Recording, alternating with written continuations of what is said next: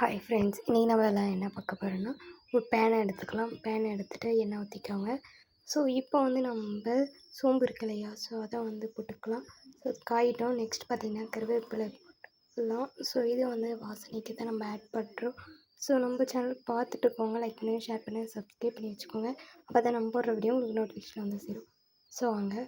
So போட்டதுக்கப்புறமா நம்ம onion எடுத்து போட்டுக்கோங்க. ஸோ அது வந்து நல்லா கொஞ்சம் சிவில் நிறத்தில் நல்லா வறுபடட்டும். ஸோ அது வரைக்கும் நம்ம கிண்டிகிட்டே இருக்கலாம். ஃபஸ்ட்டு வந்து பெரிய ஆனியன் போட்டோம் இல்லையா, இப்போ வந்து பார்த்திங்கன்னா சாம்பார் ஆனியன் சின்ன வெங்காயம் தான் போடலாம். ஸோ கூடவே இஞ்சி பூண்டு பேஸ்ட்டு போட்டுக்கலாம். ஸோ ஸ்மெல் அண்ட் டேஸ்ட்டியும் நல்லாவே இருக்கும் உங்களுக்கு. ஸோ எந்த குழம்பா இருந்தாலும் நீங்கள் சேர்த்துக்கிறது நல்லது. இஞ்சி பூண்டு பேஸ்ட்டு நீங்கள் வீட்லேயே ட்ரை பண்ணுங்கள். கடையில் வாங்கி அந்த பேஸ்ட்டு தான் யூஸ் பண்ணலாம்னு இல்லை, வீட்லேயே நம்ம அரைச்சிருப்போம் இல்லையா, ஸோ அதை யூஸ் பண்ணிக்கலாம். இப்போ நம்ம ஒரு ஸ்பூன் அளவுக்கு மிளகாய் பொடி எடுத்துக்குவோம். நெக்ஸ்ட் ஒரு ஸ்பூன் அளவுக்கு மஞ்சள் பொடியும் எடுத்துக்குவோம். அதுக்கப்புறம் மசாலா எதனா இருந்தால், கரம் மசாலா இருந்தால் ஆட் பண்ணிக்கோங்க. நீங்கள் தேவையான மசாலாலாம் போட்டு, ஸோ நம்ம வந்து ஒரு 5 மசாலா வச்சுருக்கோம் இல்லையா, ஸோ அதை வச்சு ஆட் பண்ணிக்கோங்க. ஸோ கொஞ்சமாக நம்ம சால்ட்டும் எடுத்துக்கலாம். சால்ட்டு அப்படி இல்லைன்னா நீங்கள் கல் உப்பு ஆட் பண்ணி தந்தாலும் ஆட் பண்ணிக்கலாம். இப்போ வந்து நல்லா மிக்சிங் ஆகிற வரைக்கும் நல்லா கிண்டிகிட்டே இருங்க, மிக்ஸ் ஆகணும் இல்லையா. ஸோ கூடவே 2 பச்சை மிளகாய் எடுத்து விட்டோம்.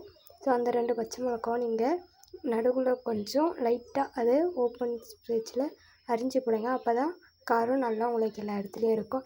டொமேட்டோ கட் பண்ணி வச்சுருக்கோம் இல்லையா, தக்காளி பழம், ஸோ அதையும் போட்டு நல்லா கிண்டிகிட்டே இருங்க.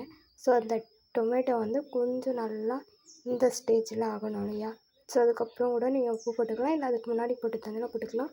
ஸோ நம்ம வந்து அதுக்கப்புறம் தான் போட்டாச்சு. அப்போ தான் அடி பிடிக்காது. நீங்கள் வெங்காயம் அதுக்குள்ளே உப்பு போட்டிங்கன்னா கொஞ்சம் அடி பிடிச்ச மாதிரி ஆயிரும். ஸோ இப்போ பார்த்திங்கன்னா நம்ம 1 கப் அளவுக்கு நம்ம வாட்டர் சேர்த்துக்கணும். வாட்டர் சேர்த்துட்டு அதை ஒரு மூடி போட்டு ஒரு 10 செகண்ட்ஸ் அது பாயில் ஆகட்டும், அப்படியே விட்டுறலாம்.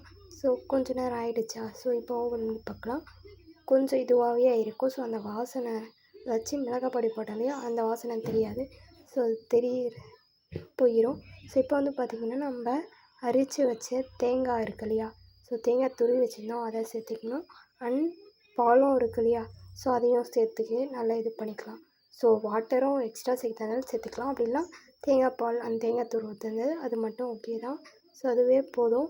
இப்போ வந்து நம்ம நண்டு இருந்தது இல்லையா, ஸோ நண்டை அரிஞ்சு க்ளீன் பண்ணி வச்சுருந்தோம் இல்லையா, ஸோ அதை வந்து நம்ம கொட்டிக்கலாம். கொட்டி கொஞ்சம் நேரம் இதுவாகட்டும். ஸோ தொலைவி விட்டுவிட்டு நீங்கள் ஒரு மூடி போட்டு கூட முடிச்சிடலாம். ஸோ ஏன்னா அது ஒரு 10 செகண்ட்ஸ் இதுவாகணும் இல்லையா, ஸோ அப்போ தான் இதுவாகும். ஸோ நல்லா அந்த காரம் எல்லா டேஸ்ட்டையும் நல்லா இதுவாகிட்ருக்கும். கொஞ்ச நேரம் அப்படியே விட்டுருங்க. ஸோ உங்களுக்கு அப்போ தான் டேஸ்ட்டாக இதுவும் நல்லா வரும். இதை வந்து நீங்கள் இப்படி தான் பண்ணணும் இல்லை, ஸோ நம்ம ரசத்துக்கும் வைப்பாங்க, அப்படின்னா ஃப்ரையும் பண்ணுவாங்க. ஸோ நம்ம வந்து இப்போது வாட்டருக்கு வந்து என்ன வாட்டர் சேர்த்தேன்னா, நான் வந்து சாப்பாடு வச்சேன் பார்த்தீங்களா, ஸோ அந்த தண்ணி சேர்த்து மூடி வச்சிடலாம். ஒரு 10 செகண்டில் பார்த்தீங்கன்னா உங்களுக்கு குழம்பு ரெடி ஆகிடும்.